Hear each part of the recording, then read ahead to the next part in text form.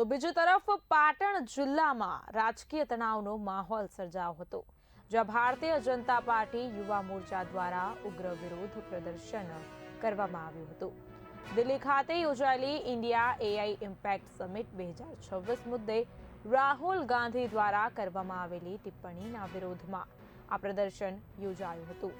પાટણના બગવાડા દરવાજા ખાતે મોટી સંખ્યામાં યુવા મોરચાના કાર્યકરો એકત્રિત થયા હતા અને ઉગ્ર સૂત્રોચ્ચાર કર્યા હતા.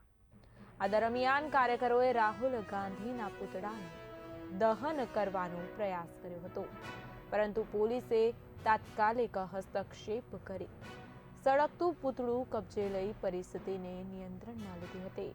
સ્થળ પર થોડાક સમય માટે તણાવપૂર્ણ માહોલ સર્જાયો હતો અને પોલીસ તથા કાર્યકરો વચ્ચે ઝપાઝપીના દ્રશ્યો પણ જોવા મળ્યા હતા. યુવા મોરચાના આગેવાનોએ જણાવ્યું કે દેશની ટેકનોલોજી પ્રગતિ અંગે કરવામાં આવેલી ટિપ્પણી કરોડો ભારતીયોના માનને ઠેસ પહોંચાડે છે. પોલીસના કડક બંદોબસ્ત વચ્ચે પરિસ્થિતિને કાબૂમાં લેવામાં આવી હતી અને હાલ સ્થિતિ શાંતિપૂર્ણ હોવાનું પણ જાણવા મળી રહ્યું છે. ભારતના દેશના યશસ્વી વડાપ્રધાન એવા માનનીય શ્રી નરેન્દ્રભાઈ મોદી દ્વારા આજ રોજ એઆઈ સમિટ દુનિયાભરમાંથી આપણા 200 દેશના આગેવાનો આપણા ભારતના મંડપની અંદર આવ્યા હતા.